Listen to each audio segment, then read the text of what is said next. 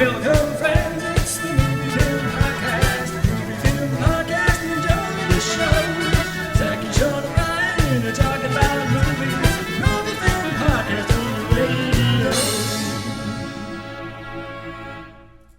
Welcome to Movie Film. This is episode 73, brought to you by Mr. Boy Productions. My name is Zaki Hassan, and joining me, as always, is my co-pilot, Brian Hall.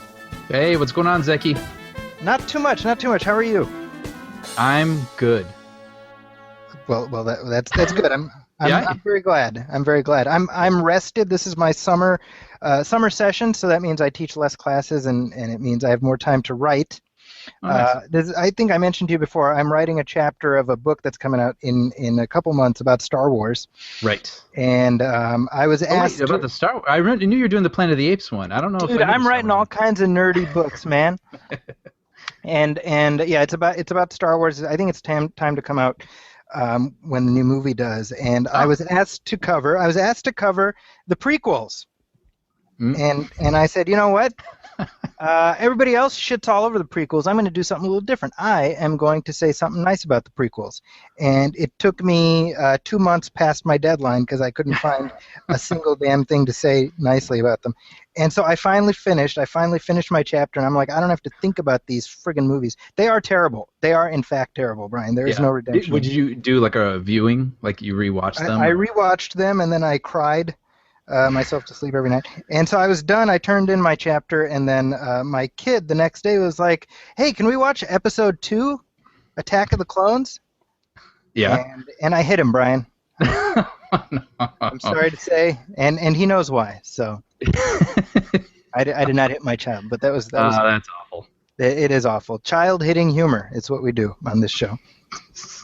But joining us, we do have special guests who have been sitting patiently while I've been geeking out, and they are Taz, Ahmed, and Zahra Noorbakhsh. They are the co-hosts of the Good Muslim, Bad Muslim podcast, and Zahra is a feminist Muslim Iranian American comedian and writer, and Taz is an electoral organizer by trade who's mobilized thousands of Asian American and Pacific Islanders to the polls in over 17 different languages in the past 15 years. You can find her rantings at Tazzy Star, that's T-A-Z-Z-Y star.blogspot.com. Ladies, thank you for joining us.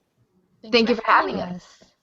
This is, as I was mentioning, as I said to Brian off mic, this is very momentous for us because it's the first time we've had girls on our show. Ladies. And I'm glad I actually wore a collared shirt. Ladies in the house. Yeah. So as a result, we will not be talking about Terminator's episode. It will be all Magic Mike. Yes! That's right. So Brian and I are signing off. We'll turn the show. Ladies taking over. We'll catch you in 2 weeks. Please hit the lights on your way out. Now, Brian.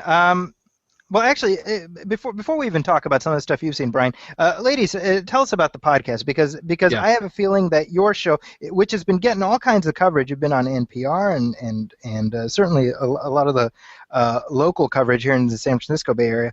I have a feeling that the demographic of your show has a little bit of overlap with that of our show. So maybe fill in those people in our audience who don't know what it's about but might be curious. They're mostly Magic Mike viewers, so It works out. We have lots of female listeners. So our podcast is called Good Muslim, Bad Muslim. We kind of play with what the intersection of what it means to be good and what it means to be bad. Kind of like as Muslims, we get misperceived either within the Muslim community or with outside the community. So we just play around with that and we joke around with that a lot. So our audience is, I don't know, our audience has been changing because of how we've been, because of the media we've been getting, but we get all kinds of people sending us mail. Love and hate. We get lots of hate mail. Mm-hmm. Is it funny hate mail or is it just awful, hateful hate mail? We got like a phone number sent to us that was like a hate mail. I was just like, you really want us to call you? Wait, so they were like, call me because I want to tell you in person. Yeah. I was like, call me if you dare. We were like, oh what? yeah, that's right. If you dare, I forgot about that. Wait, it really said that? If you dare? Yeah, it said that. Oh, okay. Well, I didn't. That sounds dare. like the setup to a bad movie. I know. So you started the show just at the beginning of this year. Yeah, our first episode was actually in January, and we were actually recording our second episode when Mother Jones contacted us, and it's been a whirlwind of media since then. Wow, that's amazing. Nice. So what? Go ahead. I was just going to say, Muslims are very trendy right now. It's a popular thing. Hear that, Brian? See, you haven't been wrong to be friends with me all these years. You were ahead of the curve. Yeah, look where your cocktails have gotten me. Nowhere! So what prompted you guys to come up with the show? Well, we were actually going back and forth with hashtags on Twitter where we were like, oh, I just did this thing, good Muslim thing to do. I just did this other thing, bad Muslim thing to do. And then we started sort of accusing each other, saying bad Muslim, good Muslim. And pretty soon we just were like, joking about having a podcast, and people actually believed us. And we're like, hey, where's this podcast you keep talking about? And now, since we live in the future, I can be in San Francisco and Taz can be in LA, and we can have a podcast and make it work. And the podcasting world is kind of this pioneering space, as you guys know. It's true. It's funny because that's kind of the history of our show is that. Brian, what was it? It was just like we were like, hey, we want to be able to talk about movies, but we were too lazy to actually meet. Podcasts, and we just were having these long, lengthy conversations, realizing this is a podcast. Yeah, minus the recording. So yeah, so it works sounds out. very similar. Yeah. Well, that's awesome. And so the podcast is available through iTunes and whatnot, I'm assuming, right? Yep, iTunes, Stitcher, your favorite podcast listening app. So wherever you're looking for it, you can find it. So definitely folks should check that out. Yeah. And they can go to our website, goodmuslimbadmuslim.com. We also have fun there. Even better. Which is an easy website to find, because if you're like, what's that Good Muslim, Bad Muslim podcast? There you go. .com. Yeah. It'll probably be the first or second hit that comes up with you. Well, I don't know. If you Google bad Muslim, I don't know. There's a lot of scary stuff out there, I think. True. I kind of like the idea of you Googling bad Muslim and my face just popping up like, hey, what's going on? Rawr. Yeah, be afraid. I don't really know what's the animal noise for Muslims. I just went with rawr. Yes. I'll allow it. That works. So, Brian, now you had mentioned that you watched Jaws 2 for the first time. Yeah, I was just going to bring this up because, really briefly, because it's the 40th anniversary of the original Jaws. It was 2 weeks ago. Yeah, and I was talking to a lot of people who were going to go see it in the theater, and I was like saying, I've only ever seen that one. I've never seen any of the sequels, and everyone seems like surprised that I've never seen any of the sequels. Some people have told me that the second one is actually not that bad. Yeah. I even had someone say to me, how do they say it? Jurassic Park is to Jurassic World as Jaws is to Jaws 2. I do not agree with that, but go on. Yeah, so I just had to share this because, this is really, I just want to share this with you, and that's what this podcast is really all about. That's true. But, so Jaws, classic. I think everyone here loves that movie. So I was like, what am I in store for with Jaws 2? And this is what you're in store for with Jaws 2. There's you got the subtle terror and dread and fear of the first one, and in the second one, the shark starts attacking a woman in a boat. Who knows why? Starts attacking the woman in the boat, so she picks up the first thing she can pick up, which is a tank of gasoline. She holds it up and it pours it all over herself. And immediately I was like, oh, that's what this movie is. And so she throws down the thing, and then she grabs the nearest thing to her, which is a flare gun. Of course. Nice. She shoots the flare gun, and it cuts to this long, wide shot, and the boat just blows up. And is there a laugh track? I know. I was like, this is the Naked Gun version of Jaws. So I will give it credit that the whole movie isn't that silly, but I'm not sure the whole people like, oh, you should at least see the second one. I'm not sure I entirely agree with that, but it's interesting though too because the movie mostly features like teenagers as the heroes of the film, which I thought was kind of funny because you could already see the executives' wheels spinning. Like, well, teenagers love the shark horror movies. Let's make it star teenagers, Yep. But I found them way less compelling than maybe because I'm not a teenager. I don't know. Well, Roy Scheider is like the only guy who comes back, right? Well, and his wife. Okay. His wife as well. I said the only guy who comes back. Oh, the only guy. Well, But he Forgive me. didn't. He was under contract. That's the only reason he did it. He was miserable the entire yes. time. Yes. And basically he was, I mean, I think he died early because of having been in Jaws 2, actually. Okay, you're right. I'm way out of line. Sorry. He's been dead 10 years. Yeah, well, anyway, I'm not throwing out my recommendation for Jaws 2. I don't know they'll be celebrating the 40th of that in 3 years. In 3 years. Yeah. But when you think about it, Jaws 2 was one of the first examples of, like, make a sequel no matter what. It's an IP that people know. Totally. So, well, it makes sense. Absolutely. Well, they kept making. I don't know. I think I told you this, right? The third Jaws was originally going to be a parody, like you said, the Naked Gun version. It was going to be National Lampoon's Jaws 3 People Zero. That's true. I'm not making that up. Yeah. It was going to be a comedy, and then the studio was like, no, that's going to ruin the franchise, and we plan to do that anyway because we got two more of these crappy movies to make. So it's terrible. It's a terrible franchise minus the first one, and part of the second. I don't think the second one is that bad necessarily. No, it's not awful, but it was a little jarring how different. Well, it's because the first one is like so amazing, right? Yeah. Have you seen anything else lately? I did, and please, anybody speak up if you guys seen this also. But I saw Inside Out. Okay. Has anyone here seen Inside Out? No, I wanted to watch that. Yeah. It's the new Pixar movie. Yeah. And Mindy Kaling's voice is in it, right? Yep. Yeah, she plays. The movie takes place in the brain of an 11-year-old girl, and her emotions are characterized. So you have like fear. Mindy Kaling plays disgust. Amy Poehler is joy. I saw the trailer for this. Yeah. Yes. Yeah, and it's and Zaki, you've seen it, right? Yeah, it's basically Herman's Head, the movie. Yeah. Remember that show? Well, no, but what did you think of it?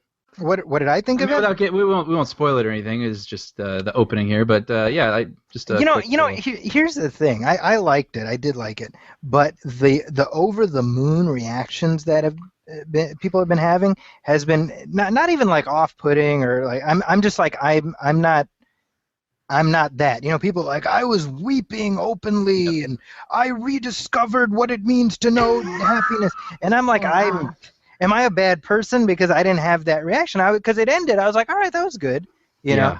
But like literally, I completely agree. People were walking out of the theater like wiping snot on their sleeve and just like calling their moms and apologizing for not like really weird. Like people are having these like spiritual movements, and I was not having that. Was it like I Frozen? walked out apathetic. Was it like what? Like Frozen? You know how with the movie Frozen, everyone walked out of there and they were just changed people. See, I did not. I was kind of like, people need to let it go when. Oh wow! Thank you. That's my one. Well, I want to say this because I did enjoy it, but like I felt like I walked into it and it was so overhyped. Yeah. And it was a discredit to it because it is a good movie. It is. But then I was sort of waiting for that moment when it was going to get its claws in me and I would have my like experience like everyone else was having. And it's just a good movie, and I want to totally give credit to Pixar because, you look at like DreamWorks and, and they make movies that people obviously enjoy, but they're like, well, people like, animals falling on their bottoms and they like, Rihanna and they like cultural iconography from 8 years ago. So let's make a movie, and that's what DreamWorks movies are. And like Pixar is like, screw that. Like we're going to tell like this movie totally not for kids. Like there's no part of this movie that is for kids. And like it's colorful, but there is no way they can track the plot of this movie. And I'm not trying to be like one of those people who's just like, this was not made for kids and da da da. I mean, it's obviously to appeal to kids, but this movie is totally made for adults.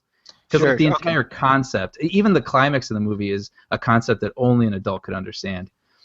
I feel like this is like a thing now where kids' movies have to appeal to adults. I don't know when this became mandatory, but like I would never go see Cinderella or Sleeping Beauty and be like, oh, I had my moment, I had my experience. Thank God, because otherwise I'd never take my child to a film. Right. Well, I don't want to say that as like it sounds like I'm complaining because I'm not complaining at all. I actually appreciate that they have these stories and these complex ideas and they're willing to just tell it the way they think is best fit. for that story. And so I think, with what you're saying, it does feel like, especially like late 90s, like, or middle 90s, maybe like Aladdin and all that stuff, they were sort of like, let's make a movie that kids will love, but like the parents can like chuckle along with. So they would throw these sort of like non sequiturs or like references to things that adults would like snicker at. But like Inside Out, like, I mean, the entire plot of this movie is like a really mature sort of concept. That's how I felt about Up. Ditto. And it's by the same guy, by the way, Pete Docter. Oh, well, there you go. Yeah, and that's the thing. Like, I'm sort of conflicted. Like, it's weird. Like when I explain this movie, the first thing I say is that I didn't feel the same way as everyone else did. But it's like, I hate that I have to like start with that. But like, because it is a good movie, and it's a very smart movie. I mean, the concepts that they tackle and the creative way that they like visualize all these concepts about like a child's emotions and how those emotions begin sort of simple, but as you get older, they become more complex. I thought that was all handled really well. And yeah, my only thing that if I could have, changed something, I think, is I would have liked to have seen a little bit more of the girl's external journey. I don't know how you felt about that. Yeah, I agree with you. It's because the family has moved, right? Right. And so it's all about her and what is she, like 10, 11, I think? 11, I think. Yeah, and so it's like all about her angst because she's got to give up her friends and this and that. But you know what? Here's a counterpoint. I think it's interesting that there's no antagonist, right? It's not like the girl has a bully or something. It's just it's all internal. Yeah, it's literally, I mean, the push the push and shove is her feelings pushing and shoving against each other. I mean, I think it's you know what? It's so weird because Brian, I'm kind of with you. Like I don't want to be like Mr. Grinch, like, oh well, I didn't cry, so F this movie. Right. Because I don't feel that way. Because that's how it was set up, yeah. That's right. I mean, people are. I mean, I saw it all over my Facebook feed where it's like, I just got out of Inside Out. Okay. Yeah. But people are like, it's the greatest thing Pixar has ever made, and I'm like, what? No. Yeah. I don't know. I don't know about that. I mean, I think it's one of their better movies, but I mean, most of their movies are their better movies. Right. I guess if I can say anything. Oh no, go ahead. Please go ahead. Oh, I was just gonna say, I still think Pixar has never topped Toy Story. I'm like there. The first one, or like all three of them? Yeah, the first one. Like I feel like, with Up and like Finding Nemo, it just was like it was too much grief. I couldn't get past the inciting incident where they were like, everybody dies and now begins your journey, and I was like, no, actually, I'm gonna turn off the film and go home. Right. Sure. True.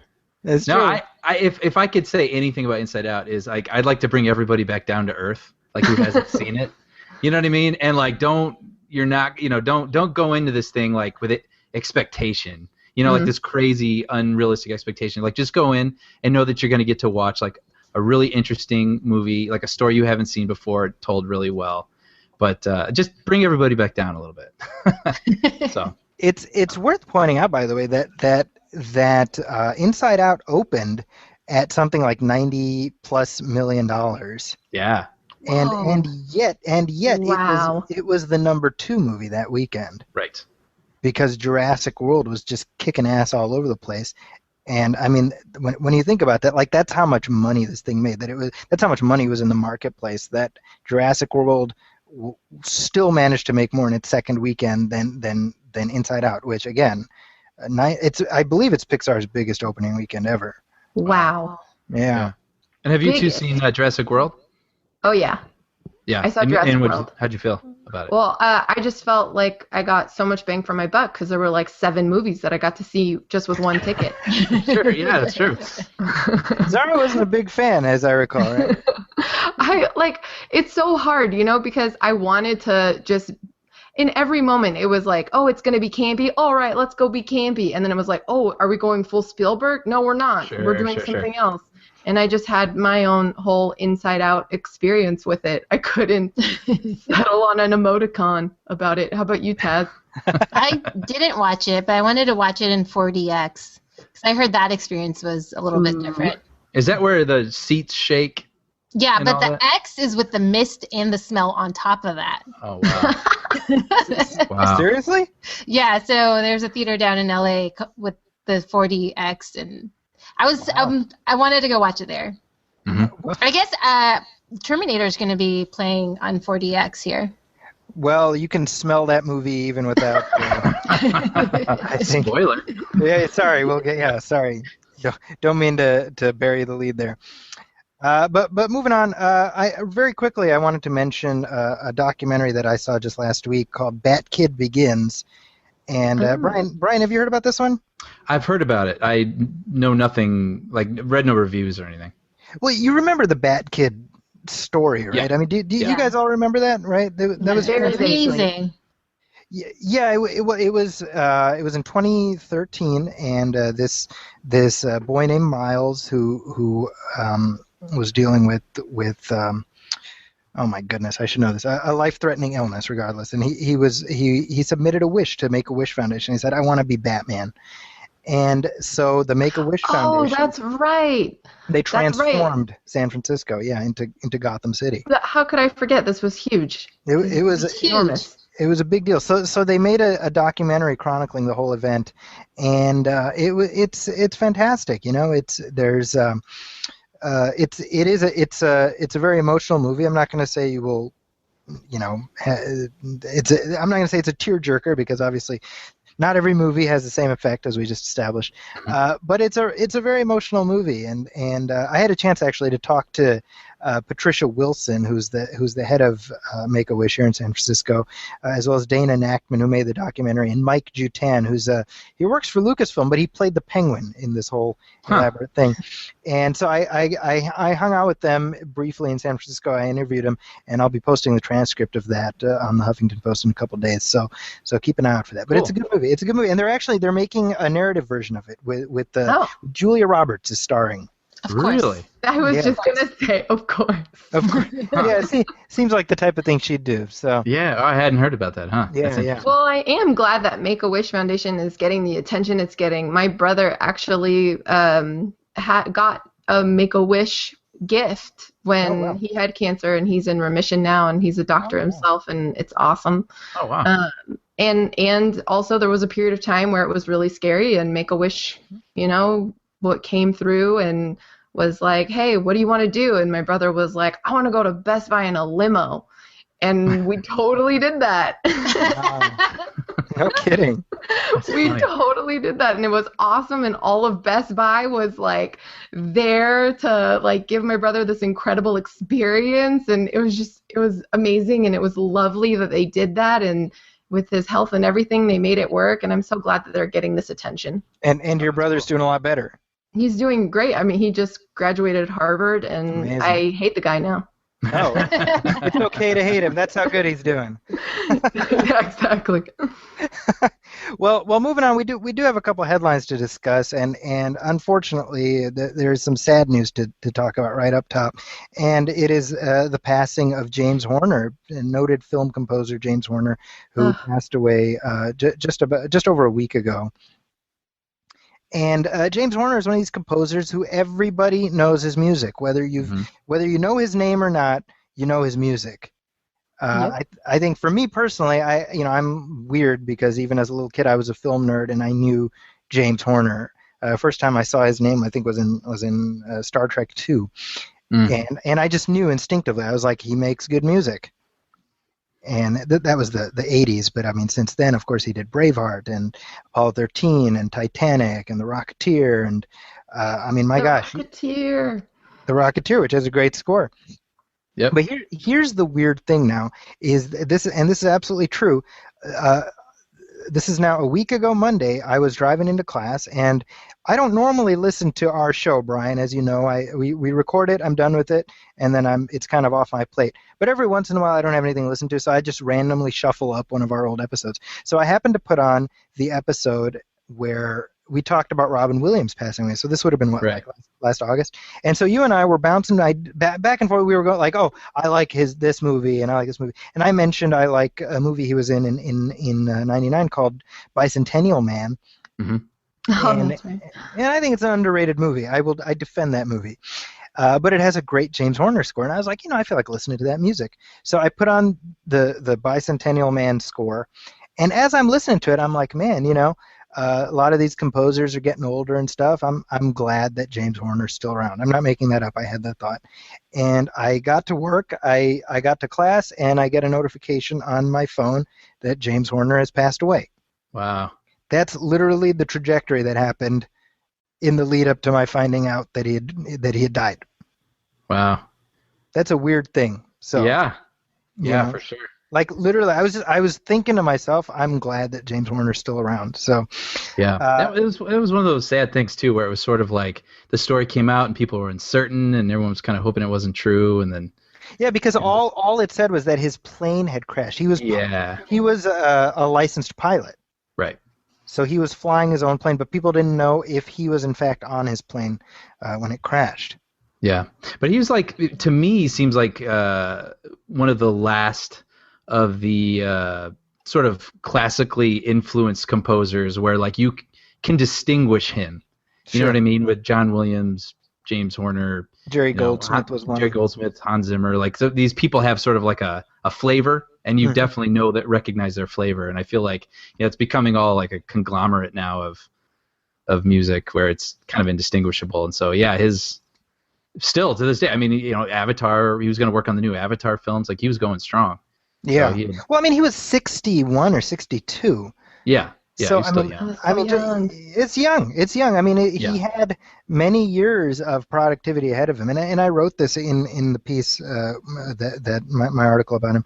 I was just like, I'm just already missing all of the music that we're not going to hear from him. Mm-hmm. But what are some of your favorite James Horner scores? Ladies, let's start with you guys if you have any that come to mind. Oh my God, I'm like so nervous I'm going to say the wrong one, and you're going to be like, that's Hans Zimmer even sensitive asshole. You're like, oh. We will laugh to ourselves. Zaki has like a soul-to-soul connection to him. Oh, man. Go ahead, Taz. I was just scrolling all the films he did on the wiki, and it's just, I mean, Titanic. Yeah. That's kind of a huge that's a big one. I got to say, I'm more the Casper and Jumanji type of a person. Who is that? That's true. He did Jumanji. I forgot about that. He did do Jumanji? Yeah, Apollo 13, Deep Impact, Perfect Storm, How the Grinch Stole Christmas. It's interesting. You see his filmography. Oh, an American Tail he did. That's right. Yeah. You see his filmography, and I don't know about you guys, but for me, it's like I look at that list and I see my childhood. Flashing before my eyes. It's, I mean, for a while there, he was doing like 3-4 movies, like every summer, practically. Yeah. Well, what's interesting too is like, because you and I know we grew up listening to scores. Like, I mean, when I was 9, I was listening to, Last Crusade and Batman and all that stuff. And like, I remember then in high school when Braveheart came out. Like everybody had that score. That was the one. Oh yeah. Yeah, like everybody had that CD and like that was so big, Brian. Do you remember this? That score was so big that they came out with more music from Braveheart. Yeah. Right. Oh wow, I didn't know that. Yeah. With the speeches and like audio like that. That was a big I would say that was like the Titanic before Titanic. For sure. Yeah. There was like this whole period of time where composers, it was like this really huge thing where you would actually buy the CD and listen to it, just the soundtrack in your car. Yeah. Like the only other time my dad did that was, apart from the Braveheart album, was with Fiddler on the Roof. Oh, okay. Yeah. That's the only other time that my dad actually bought a CD. Wait, so your dad actually had the Braveheart album? Your dad? Yeah. He bought the Braveheart album and he listened to it in the car. Like, that was the only other album. That and Last of the Mohicans. That's amazing. Yeah, that was another one. Yeah, that was another one that people, that was one of those, like, it broke through to the mainstream. Like, my dad would listen to it in the car in the driveway. Wow. Wow. That's dedication. Yeah. Or some kind of loneliness I don't understand.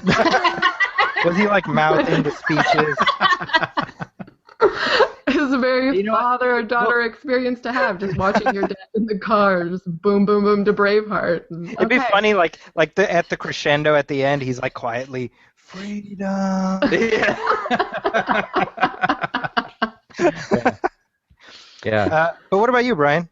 Oh man, so many. I mean, we've named a lot of them, but like Sneakers. Sneakers is like a really good sort of forgotten score. Sneakers. Yeah. And A Beautiful Mind. That was a really great one. Rocketeer was the one for me. I remember like seeing that movie and buying the cassette tape.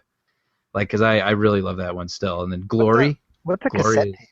amazing. Glory was so sad. This whole conversation is like taking me back to my childhood and simultaneously revealing how little about James Horner I know. Well, now's the time. Exactly. His music holds up. But so he will absolutely be missed, and definitely he leaves behind just an amazing legacy, no doubt. Mm-hmm. People will be hearing his music forever. Yeah. You know. But moving on, we do have some other headlines to discuss, and this is a story that we've been following on this show, so I felt like, well, we should at least give it some coverage. Full House on Netflix. Brian, you really like talking. By the way, speaking of Full House, did you see the picture of the Full House behind the scenes movie that they're doing? Yes, yeah. First of all, it looks horrible, but I saw somebody posted on Twitter or something where they posted that picture and they were just like, when your mom buys off-brand cereals. And I was like, that's exactly it. Yeah. So this is a real thing or no? Okay, so there's two Full House related things. It's like Full House. It's peak Full House. Dude, this wasn't even planned, but I brought it there. You brought it. I'm very excited about this topic, I have to say. So Taz, are you a Full House fan? I was. I grew up watching it every Friday, right? TGIF? Mm-hmm. It was TGIF. That's right. Yeah, it was like the first one of that first batch of TGIF, as I remember. Gonna have some fun. Show you how it's done. TGIF. Yeah. Thank you, That's Brian. right. But so they're doing the sequel show, Fuller House. Mm-hmm. Fuller House. Oh my God. That's a real thing. That's a real thing that's happening. It's because San Francisco housing rates are going so high. They're like packing four families into one house. It's going to be a depressing show, you know. It's Joey's living in the garage again, I'm assuming. But yeah, so that's going to be on Netflix. That's coming soon. And apparently, sensing this sudden Full House fervor, Lifetime, which they do a lot of really random stuff, but they have this new market for behind-the-scenes tell-all movies about beloved 80s and 90s shows. So they're doing the Full House behind-the-scenes movie. I'm so excited right now. You know what? You cannot convince me there was enough drama in behind the scenes of Full House to justify a 90-minute investment in time. Yeah. I so refuse curious. to accept that. Well, see, you're part of the problem, is really. I'm just like, that's exactly it. As soon as they say the name, I'm like, but is it possible? I know. And Well, you know if what's it funny? was- They did this with Saved by the Bell, and I was like, Yeah. oh, well, I'm going to watch that. And then it like came and went, and I haven't thought about it till this moment right now, so I'll probably miss this one, But too. you regret not watching it, Brian. Come on, admit it. No, it was one of those things where it seemed like, oh, yeah, that'll be fun. And then, like, the concept is kind of fun for, like, 3 seconds, and then, Well, actually, you know what's funny is that now there's all this drama, Saved by the Bell, because, like, Screech is in jail. I don't know if you saw this. Yeah. Again? He's in jail for, like, 4 months because he cut a dude. Oh my God. Yeah. Yeah. Screech is gangster. Yeah. So. There's going to be a sequel to this one now. It's going to be like even more Saved by the Bell. Mm-hmm. They should do. Here's what I want, because I think it was called Behind the Bell. So I want behind the Bell, which is the behind-the-scenes drama of the cast of the behind the scenes Saved by the Bell. Yeah. That's what I want. Do they hit a bell every time? Yeah. That'll signal the scene change. Mm-hmm. But moving on from, God damn it, Brian. Forgive me. Sorry. So Brian, there's a new Spider-Man. Yeah. And a lot of people are upset that Spider-Man is still white. Yeah. Which is a weird thing to be upset about. Yeah. I have no dog in this fight. I'm not even excited about it. So like, I can't say I'm particularly excited, but all the articles and by the way, just for in case people don't know, it's Spider-Man. This is the new Marvel, as part of the big universe. He's going to first appear in Captain America: Civil War, which is next May, and then he'll have his own movie the following year. He's being played by a 19-year-old Brit named Tom Holland. Oh, he's British now. He was British before because Andrew Garfield is also British. I keep He's forgetting gonna have that. a British accent. Well, he has an accent in real life, but he does a pretty good job of hiding it. Yeah. I found. But yeah, if you ever hear him speak like off the cuff, he has an English accent. I would be more interested in this film if they just like went with that and they were like, Spider-Man, still a white guy. But he's English. Yeah, and I'd be like, oh, hey. Like, that is a long title, but all right. Yeah. Well, it's just funny because the tenor of the coverage, which Brian, I think most people are like you. They're generally apathetic because it's like, well, whatever, it's gonna make however many hundreds of millions of dollars anyway. Like, it doesn't, whether you're apathetic or not. There's like a social compact that you have to go see these movies. It seems like, anyway. But like all of the headlines, all the coverage is like, hey, Spider-Man's still white. And I'm like, are we supposed to be mad that like a white character is being played by a white person? I feel, it's weird how it feels like just recently. I guess what I'm saying, Brian, is do you feel intimidated that so many people? I'm glad you brought that up, Zaki. Resident white dude. Yeah. Wow. Yeah. Speak your truth on behalf of all men. Right now, you're the token white guy on this show. That's right. Wow. Yeah. No, the only thing I'll say is I didn't grow up reading Spider-Man comics, and I know he's like beloved, like this character, and so a lot of people are saying like, oh, this again, and I understand that, but I'm just sort of excited. Like, for me, I enjoyed the Sam Raimi ones for what they were worth, but I never loved them as much as everybody else did. But I am excited about what Marvel's doing now, so I am curious to see their incarnation of Spider-Man. Like, they're going to introduce Spider-Man into this universe, and if they want to, continue on and introduce Miles Morales, right? Yeah. Like down the line, that'd be great. Like, you know what I mean? Like, just keep it, like, expand this universe and introduce like some other people take on the mantle, at some points and things like that. And I think that would be interesting. Right. Yeah. Well, it's I see it with my kids, right? My youngest, not my youngest, my next to youngest. I forget how many children I have. My third of four. He loves Spider-Man. He's like, I want to watch Spider-Man like every day. He has his Spider-Man toys. He dresses up in the costume, and I realize like all kids love Spider-Man. It's just, and I think part of it is because you put on that mask, you can be anybody. Sure. And so I'm kind of like, well, I'm not even getting into like should he be non-white? I don't. It's not a deal breaker for me. I don't care. But that's the reason they're going to keep making these things is because last year Spider-Man merchandise sold more than any other superhero. Wow. More than Batman. Yeah. More than Superman. More X-Men. All that stuff. Spider-Man. More than Batman. Yeah. More than Batman, which is kind of surprising to me. Right. Without a film. That's interesting. Right. I mean, people just love the character. Little boys do. Little boys adore him. But I think girls do too. I don't know, Taz, did you grow up with like a Spider-Man thing? I never did. No, I was all about Gem. Gem. Well, what do you think about the new Gem movie that's coming up? Oh, it's so terrible. It has nothing to do with the original. Right. The original plot, and it's just like Pussycat Dolls redone.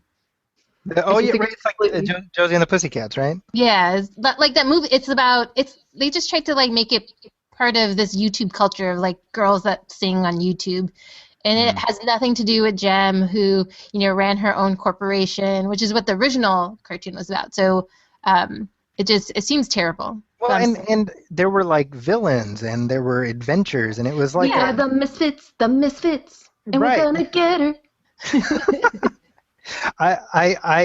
I've never watched the cartoon, yet I have the Gem theme song on shuffle in my iPod. It's a great song. For the record, there were two. For the record, I what's that, disagree Bri? completely with Taz. I'm a huge fan of the new one. With the old one, I felt all this pressure, like there's this entrepreneurial woman, she runs her own business, I really don't connect with this. And now, finally, here's this, YouTube sensation that connects and just, like, becomes a multimillionaire and finally recognized for who she is, and I just feel heard. Well, good. I mean, running business is hard. So. I can't even say that all with a straight face. So Brian, I know you were a big Jem fan when you were a kid, right? I actually never seen Jem. Have you heard of Jem? I'm familiar with the what she looks like, but that's about it. Is it in your shuffle? Yeah, Brian, what about that? Yeah. He's like, no, but I mean, I could tell right away. Like, immediately when I saw that trailer, I was like, oh, they messed it up. Yeah. Yeah. Yeah, I mean, there was a lot of critique awesome. about, like, because I think the guys that directed it were guys. I don't think there were any females that were involved with. Yeah, well, the director of the movie is John M. Chu, and the last thing he did was the last G.I. Joe movie. Right, exactly. So I don't know what part of, like, and I think he did fine on G.I. Joe, but I don't know what part of his filmography. Well, actually, that's not true, because before he did G.I. Joe, he did the Justin Bieber movie. Oh, right. So, then that makes total sense. It actually does. No, it totally does, because it's like the same plot. Right. Right, exactly. Right. It's Jem Bieber. Jem Bieber. That's funny. Yeah, you're right. I forgot, like, Bieber's whole story involves YouTube. Yeah. And Satan. He sold his soul to Satan. We forget that part. It's the millennial experience. I mean, it's for a new generation. It's not for us anymore. Ugh. So sad. Did you? I just depressed everybody. Did you see the Bieber roast, by the way, on Comedy Central? Oh no, I missed that. It was like 2 months ago. Brian, did you see that? Yeah, I did. I don't. It ruined roasts for me. Why? Well, because the point of roasts is that it needs to be somebody who is somewhat liked. Yeah, but he is someone that everyone wants to see get hit in the face with a pie. You know what I mean? So, like, he's the perfect guy that draw viewers. No, because the point of the roasts is by the end you're supposed. They do the roasting where you're like, oh, you're an asshole, you're a piece of shit, and blah blah blah for like an hour and a half, and then at the very end the person gets up and they do their, like, redemptive moment, right? Right. They have their redemptive speech, and you're supposed to be like, oh, well, we were just messing around. We love you. But this, you're like, shut up. Well, it's funny though, because what you described is like literally what happened. Is like everyone, like, went all hard on him, and then at the end he gave that whole, like, look, I know, like, I've given this thing off and whatever, but I want to try to, turn it around. And it was like, oh, fine. No, yeah, see, Brian, you are part of the problem for this. I don't want a redemptive moment for Justin Bieber. He needs to pay for all of the wrongs he hasn't done to me. He's done nothing to me, actually. I don't know why I'm so upset about this. Yeah, but he's in your shuffle, but yes. He is on my playlist. I'll admit that. Yeah. You know what? He's a talented singer. Auto-tuner. Okay, fair enough. Well, no, I've heard him sing a cappella, and he's got a good voice. I mean, I'll give him that. He's extraordinarily talented. I would not go that far. I'm somewhere in the middle. But other news, this is very quickly. Brian, I wanted to get your take on this. Now, well, that's nothing to be scared of. I don't know why I said that. That is the whole reason we're doing this. it's to get each other's opinions on things. Yeah, that's true. Good point. Nervous. Okay, Touché. go ahead. Well, so there's been a lot of questions about whether Hugh Jackman is going to be. Well, he's already said, like, I'm done playing Wolverine after the third Wolverine movie. But there was a question about whether he would appear in this next X-Men movie, which is out next summer. Sure. And so on Instagram, a few weeks ago, at the end of May, this leather company called Kika New York Leather Goods. I'm familiar with them. But of course you are. They post on Instagram, we were just asked to make a special duffel bag for Hugh Jackman, who's filming the new X-Men movie in Montreal. We start sketching. The bag will be ready next week. We'll keep you posted. And then that post went viral, and then it got deleted. Right? Some people. I was Surprise! now, Brian, you work in the industry. Yeah. This totally violated some kind of NDA, right? Maybe they didn't have anything to sign. I mean, really, like maybe they just requested some bag, and I don't know. It's entirely possible. It's just funny to me because obviously it was meant to be some kind of a big surprise, and they 100% blew it. Yeah, that's pretty funny. I hadn't heard this story, but that's Yeah, I feel kind of bad for them.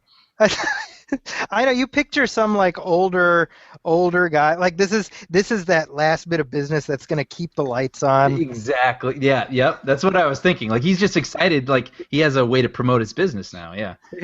Me and Martha will get to retire finally. And the 20th Century Fox is like, F you. Yeah. And they close them out. Yeah. But so if this report is to be believed, then in fact. Hugh Jackman will be in X-Men Apocalypse. which means that that will keep his streak alive because he's been in every single one of these friggin' things up until. Wow. I can't imagine anyone else playing him. I know. That's the thing we've talked about. He's by the time he leaves, he will have done this role for 17 years. Oh wow, that's like ER or something. Yeah, ER. I think that was what he decided. He's like, you know what? I've had my ER run. Yeah. I think I'm good. Yeah. But he still looks great. This is actually what he said is the reason he decided to quit is because of Jerry Seinfeld.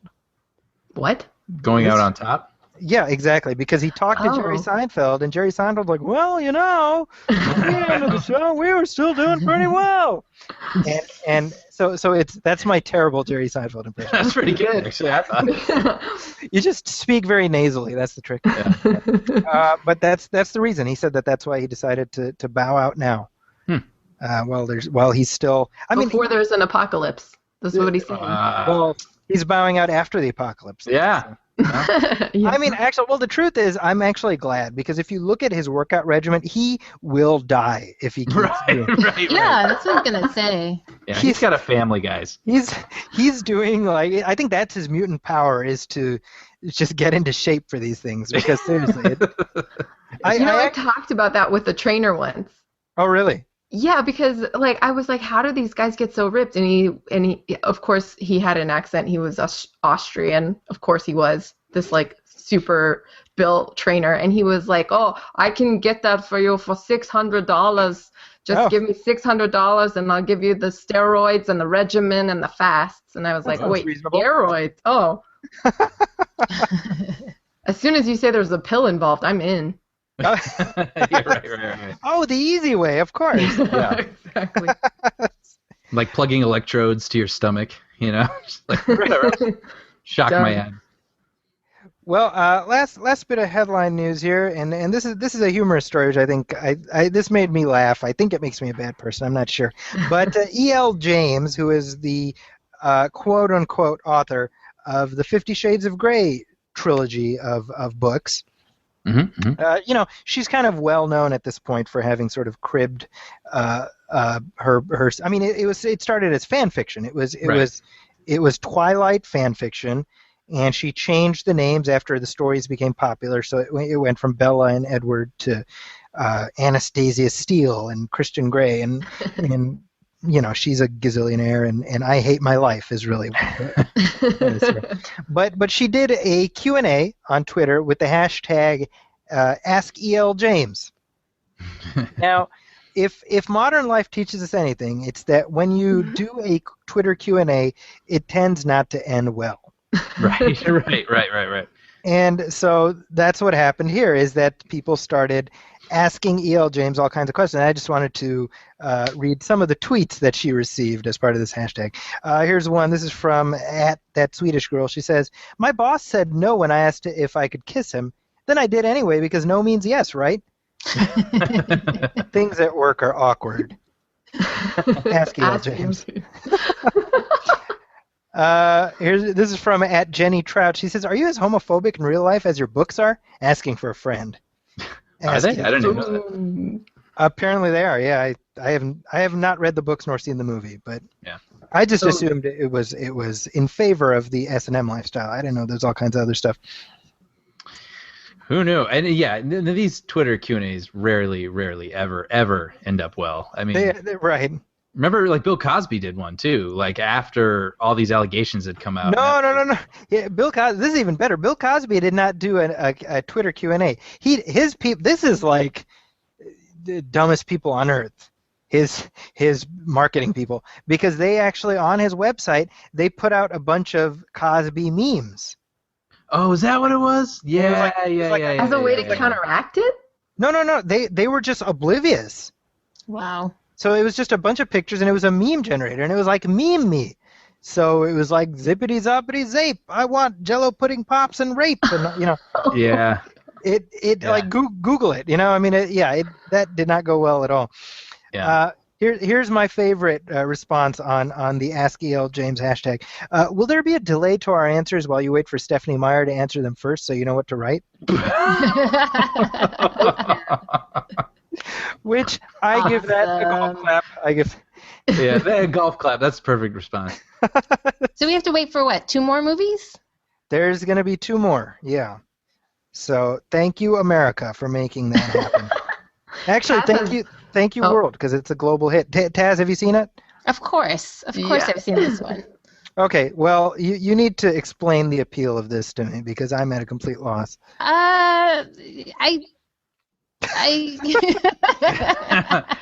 on.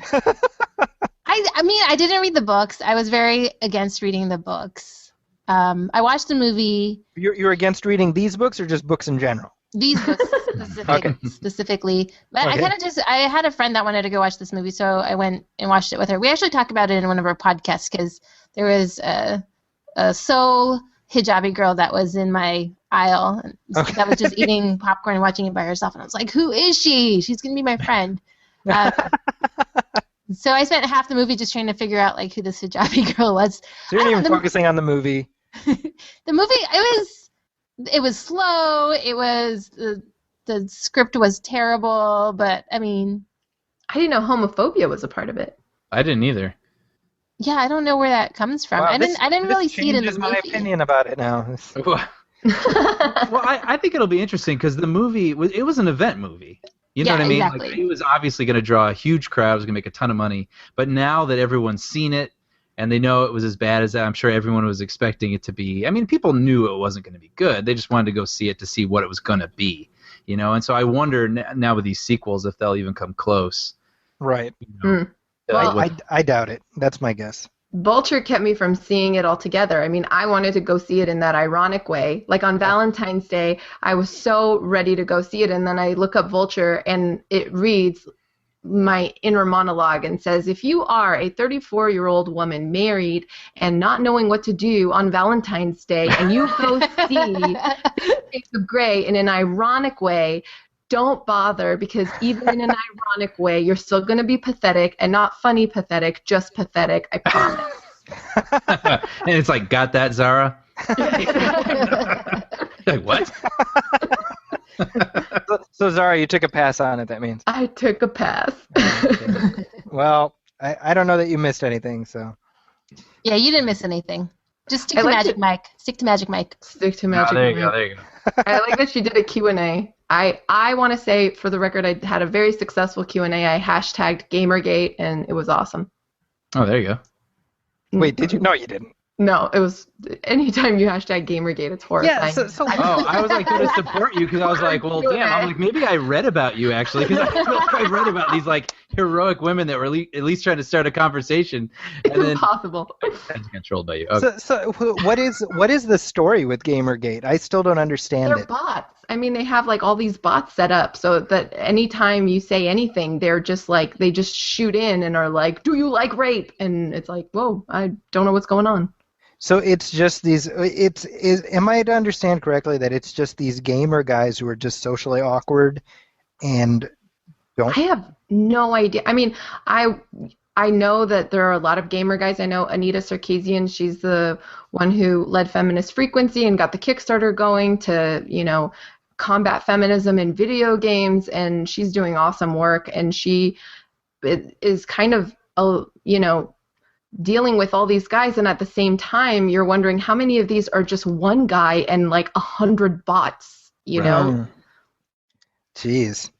I don't. Yeah. I've barely kept up on this, but like the story got so big that I couldn't even get my arms around it. So I was like, all right, I'm gonna put a pin in that and try to figure that out later at some point. You know, I do not understand that. However, what I do understand is a trailer that just made its debut yesterday, and I wanted to talk about it very briefly before we get to the main event for today. It's the trailer for Creed, which I'm very excited about. Yeah. Life story of Scott Stapp, right? Okay. Brian. No. We do not bring up the band Creed on this show. Real briefly, let's play some of the audio from this. This picture's from the 10th round of the first fight, right? I heard about a third fight between you and Apollo, behind closed doors. Is that true? How do you know all this? I'm his son.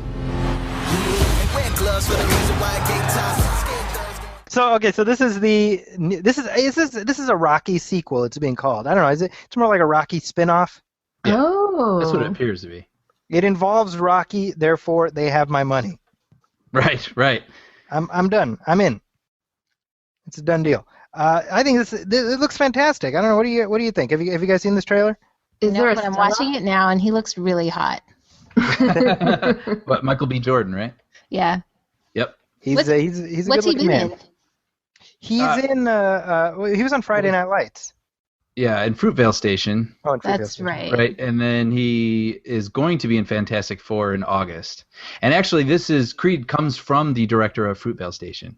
That's right. So pretty impressive. I love the premise for this. I think it's fantastic. See, he plays the son of Apollo Creed, who he never knew his father because he was born after his dad died. I don't know if you noticed in the trailer, by the way, his mom is played by Felicia Rashad. Yeah, I saw that. I don't know if you noticed that. And so he wants to become a boxer, so of course he goes to his dad's best friend, Rocky Balboa. And that's this movie. I'm like, this is a brilliant idea for a movie. Yeah, Oh, I yeah. think that's really innovative to like carry on the franchise in that kind of a way. But Totally, yeah. Make it its own. It does very much look like its own thing, but it has like the strands, of Rocky, being involved, but it doesn't look like his movie. So I thought it was like a really creative and interesting way to keep that, like you're saying, keep that series going. It's funny because when Rocky Balboa came out, which is the last one, that was back in 2006, end of 2006 it came out. 2006, it was December. Yeah. I saw, actually, it came out like the week before my oldest kid was born, so it was like the tail end of December, and then he was born the first week of 07. But when I reviewed it, I said that this is a story about Rocky being a guest star in his own story. Mm-hmm. And now he really is the guest star. Yeah. But I don't know, Brian, you know me, I'm like a huge fan of these movies. I watch them all the time. I randomly punch people. Rocky music. Yeah. I'm just a big fan of these movies. What about you? You're as far as I know, you're not a fan. No, I hate them. You are a communist. No, yeah, I'm just like your average fan of the films. Like I've seen them a couple times. I like them. Like I'm not as huge a fan as you are. But like I thought with this one, I thought it just looked like it's hard to make a bad boxing movie, right? Like even in some ways, it's like it's hard to make a bad sports film. You know what I mean? Because you're always like the journey and the steps are all kind of similar, but they're like really relatable and sort of I don't know, like instinctual in all of us. And I just feel like from everything, like Rudy and Remember the Titans and Rocky itself, like they're just really, really easy to just sort of like slip into and just get really invested in. And so, this looks no different. So I'm so curious, like, I feel like as guys, do you feel the same kind of pressure watching these kinds of films as women do when we see, like, lead female characters like Cameron Diaz and, like, is there the same pressure? Or do you walk around like, how come I don't have a six-pack in box? Oh, that's really Well, interesting. I gave up that dream a long time ago. So Is that what you think of when you think of Cameron Diaz? I'm like, I don't have a six pack and walk around in heels when I'm 40 doing films like I'm 20. That's actually really interesting. I've never thought about that. You know what? No, I don't think about that. Honestly, I really don't. yeah, I don't at all, which is terrible. Now that I think about it, like you'd think I would watch these movies with these guys who are super fit, and I'd be like, I should do that, but it's like the opposite for me.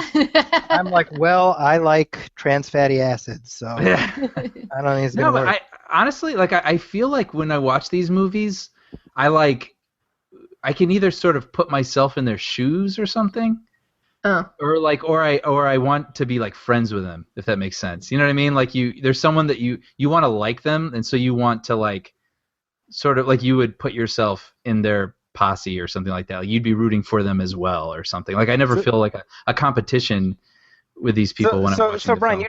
you'd be like Paulie in the Rocky movies. Sure, yeah, that's about right. You'd be the guy in his corner. Yeah. Well, Yeah. he's getting like the shit kicked out of him. Yeah. Makes sense. Yeah. Well, so Creed comes out in this fall. I think it's either August or September, but I'm looking forward to it. November 25th. Okay, so I was not even close. I should know that. This is the Movie Film Podcast, everybody. I'm excited because this will allow me to yet again rewatch the Rocky series, and so it's Perspective. I'm Brian, I've been doing this all summer. If you notice, I've been doing a series of retro reviews of movies whenever like a big sequel comes out. And so far I've done Mad Max. I did the Mad Max movies. I did Jurassic Park, and this past week I did Terminator. So there may be were really good. You watched them like in a 24-hour time span? No, so I unfortunately for the Terminator movies, I watched them in bits and pieces over the course of like 2 weeks, and then I did reviews of each movie. And I don't know why I do this, because it's become very challenging, because it's hard to find the time to just be like, there's a lot. Children don't, I know you need love and attention, but I gotta watch Right. And I can't be like, hey, come watch what this I with thought me. of Terminator 3. Yeah, exactly. So that's become a challenge, but there may be a Rocky rewatch coming.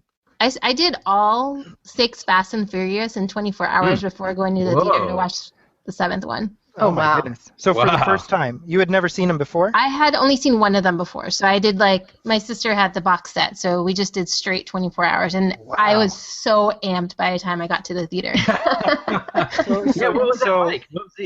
It was really intense, and like when you watch movies that fast, the storylines kind of start merging together, and then you just really want to get to the next movie. So I think it was a really fun experience to watch all the movies in 24 hours. So I think I want to try that again with other movies. You got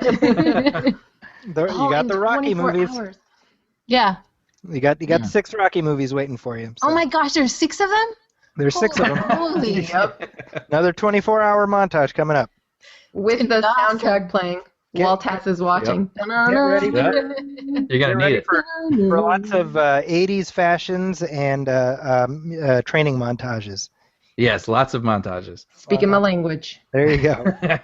Well, with that, I figure we should transition to the big event for this episode. We'll be talking about Terminator Genisys. I know Brian has been chomping at bits. There you go. He's got my knives out. He's ready to go. Now, Taz, I know you need to jump off the call, so I just wanted to give you a chance to hype up any of the projects that you have coming up. Yeah, thanks. The podcast. Thanks for having me on. I'm gonna go eat now. It's Ramadan. Happy iftar. Thanks for coming on. Yeah, but I have a column out called Radical Love. If people can go check that out, listen to our podcast, Good Muslim Bad Muslim. .com, and if people want to tweet at me at Tazzy Stars, where you can tweet at me. I like rom-coms, and girly movies, which we can get to in this conversation. But thanks for having two ladies on. Next time, first 2 ladies. Yeah. Next time Yeah. we're gonna do more rom-coms in this, I think. Well, Next rom-com, we should do it. We will have to have you on for that Absolutely. conversation. We can do Magic Mike 1, Magic Mike 2, in a 24-hour time span. There's a suggestion. Thanks for having me. You bet. Thanks for coming take on. care. Bye. Bye, Taz. All right. Well, let's talk Terminator. Now, Zahra, you have seen it. You just saw it a few hours ago. Yep. Oh, fresh. That's dedication. She's like, I got to see it. I got to see it before the show. And she texted me. She's like, I just got out. Nice. We're done. Live tweet.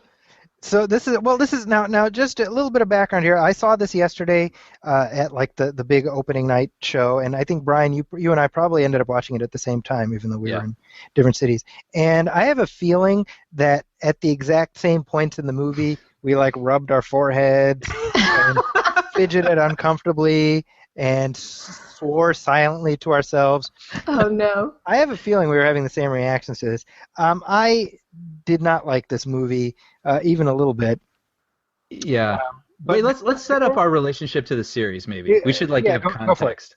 Go for it. Let's start with Zahra. Well, I actually listened to, just after I saw the film, I listened to your commentary on Terminator 2 in the car on the way home, and that actually helped. You know, like the way like Neosporin helps a wound heal. Oh, this is really important. So that helped a lot. The order I saw the films in was Terminator 2, and just like you guys said in your commentary, was like I saw it at a sleepover. Right. I totally saw it at a sleepover. And then I saw Terminator 1 after that, and then I kind of want to watch it again. I mean, I really want to watch it again now, because when I saw it, I was like 14 or 15 years old, and I was looking at it like, what is this really depressing movie? The other one had like this awesome hot chick, and in this one she's like really like sad and scared, right. And you know, and I just was like, I liked her arms in the second one. Is about like the level of complexity I had going on. And I did see number 3. I didn't see number 4, and now I'm up to speed. How about you guys? Go. Well, and you alluded to our commentary track, and I think in that one we recorded that was like a couple months ago now, right, Brian? Yeah, it was just before Furious 7. We allude to our history, our individual histories with the movies, but for those of you who haven't listened to it, please do listen to it. But T2 is Brian's like one of your all-time favorite movies. Yep, I'd say like top 5. There you go. So it's definitely up there for Brian. It's definitely up there for me. I've seen T2 a bunch of times. I'm actually, I did a series of retro reviews of those movies, as I alluded to just now, and I think the first Terminator and the second Terminator is about as close to perfect as you're going to get. I think they're just damn good movies, and so every time we get a new installment in these movies, I'm kind of like it's like a gambler at the table, because I feel like each time they damage the legacy of those perfect first 2 movies just a little bit more. Do we want to do non-spoilers and then sort of get into it? Sure. Yeah. Okay, here's my non-spoiler response. It sucked ass. Brian? I realized after I walked out of it, I was like, I have an ability to walk into Terminator 5 still with optimism. And I've realized that that's a gift. And I'm going to celebrate that gift. That's lovely. Yeah. They've 1 and 2, they can't be touched. Like, you can't hurt 1 and 2 for me. Like, you could make 12 more bad movies, and 1 and 2, you can't touch them. Like, they're their own things. They can be unharmed, you know. Well, they sure tried with this one. Well, my point is, I go into these movies knowing that these are going to be like the equivalent of watching like a Batman fan film on YouTube. You know what I mean? Like, it's not going to be Nolan's Batman. You know what I mean? So but the problem is I do still expect a good movie. and it's like it's really easy to rag on this movie, and we're going to rag on it probably for the next 30-40 minutes, but like I want to explain why I'm ragging on it. And so I'll say, we'll get into details and everything in a minute, but I'll just say what really sucks about this movie is why the first one and the second one are so good is they're really scary. You know what I mean? And they're horror action movies, you know, but like they have a real the genuine. first one more than the second one. It's the first one, right? But they have like a genuine story. You know what I mean? Like there's actual characters who have actual motivations, and there is actual heart between these characters, and the story has an organic and natural propulsion. You know what I mean? Like the reason they go to this thing and this chase happens is because of what's happening to them. You know what I mean? It's not like, well, we need a car chase here, so let's start a car chase. Like, you know what I mean? Like they're really smart, well-written action films. So when you go to these sequels and they just feel like fan service, which is kind of a hollow reason to make a film, like they feel as hollow as, you know, their intentions probably are. So that's kind of how I felt about Terminator 5. Like I went in hoping with Arnold back that it would still at least have sort of that flavor of the first two that I like, but I just found like it was just a lot of good ideas. I'll even say that. I thought there was a lot of really good ideas in this movie, but just completely hollow and no good execution to them. So that's where I'm at. Zahra, what do you have a non-spoiler reaction before we start picking it apart? Oh, the non-spoiler reaction. Excuse me. This is the one where we don't give things away. Exactly. It's just your general takeaway from it. All right, my general takeaway is, as a capitalist, I'm very proud. Okay. I'm proud as a capitalist. I'm going in, like you said, number 5. Look at us making money. Yeah. Check it out, fucking USA. Yeah. Oh, I did that. Wait, let's talk about one more thing actually before we get into the nitty gritty. James Cameron told us to see this movie. Yeah. So let's talk about that. What, Brian? Well, I have a theory. My theory is well, I'm pretty sure it's the same theory, is that he was just he wanted to have his boys back. That's exactly what I think this is, because it's, you know, I read, whenever I like something, I read a lot of the, you know, oral histories and things like that. And I've read a lot about the Terminator franchise, and like, yeah, James Cameron and Arnold Schwarzenegger are legit buds, you know, and when they were going to make Terminator 3, Schwarzenegger went to Cameron for like his permission, basically. And Cameron was like, not only do I give you my permission, ask for $30 million. Like, just go for it, dude. And so that's what he did. And he got it. He got $30 million for that movie. And I think this is the same sort of thing. Like, Schwarzenegger hasn't had a very good streak lately. And his pal's like, okay, fine. I'll go out and tell everybody to go see it. So that's my theory. Here's a quote from James. Now, by way of context, the marketing department has been falling all over itself when it came to this movie, because there's just a general feeling of apathy. People are like, oh, cripes, another one. And so they've done everything. They've like ruined the main twist in the trailers. They've done so the last bit of desperation was like in the last 2 weeks, they got James Cameron to watch the movie, and they filmed him just giving it a BJ, basically. I didn't know about this. Yeah. It was quite graphic. The quote here is, but tastefully done. So. Well, yeah, it's a Cameron, you know, of course. Yeah. The quote here is, I feel like the franchise has been reinvigorated. Like, this is a renaissance. You look at why the films became classics. They had characters that you like. In the new film, which on my mind I think of as the third film, we see Arnold take the character even farther. The idea of taking John Connor and flipping him to the bad guy. Oh, crap. We're spoiling the movie now. Trailers. No. Thank the Warner Brothers marketing or. Yeah, Paramount. It's Paramount. Yeah. I'll tell you what did get me in the marketing was seeing Arnold as young Arnold and that special effect. And I was like, oh, well, now I have to see this get done. Totally. Yeah. Well, and that was kind of the money shot probably in the trailers, yeah. For sure. Anyway, so obviously Cameron was like, if you're a fan, you're going to love it. No problem. I did not believe James Cameron 2 weeks ago, I just want to say. No. I was like, you were lying to us, James Cameron. and indeed he did.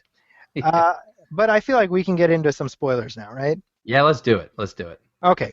So, Brian, why don't you take point? Why does this movie blow ass? You know, I wrote down so many things. Brian is malfunctioning. Where to begin? Where to begin? I'm going to start actually somewhere I didn't even think I would ever start. And I'm going to credit my friend Michael Olson, who I saw this film with last night. He said, you know what's missing from this movie? He said is dread.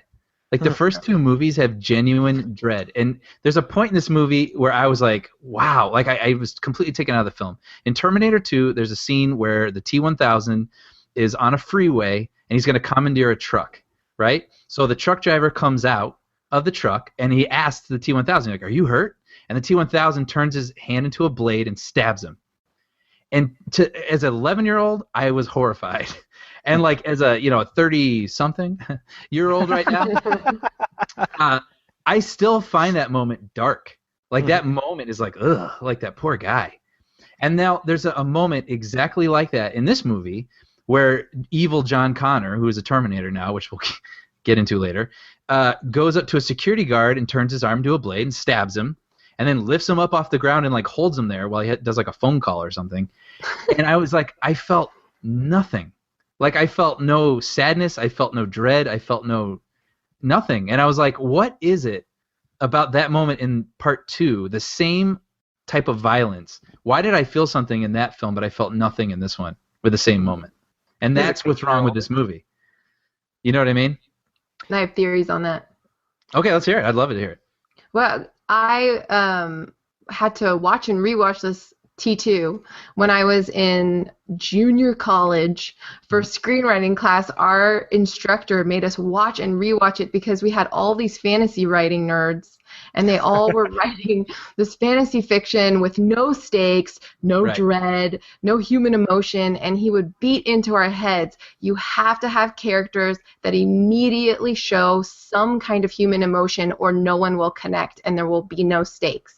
Right. And so his big thing was showing us how in those first few moments, in T2, Arnold Schwarzenegger is vain. Mm-hmm. And, in the action sequences in, I keep wanting to call it T3, but it's like T5, right? Yeah. Right.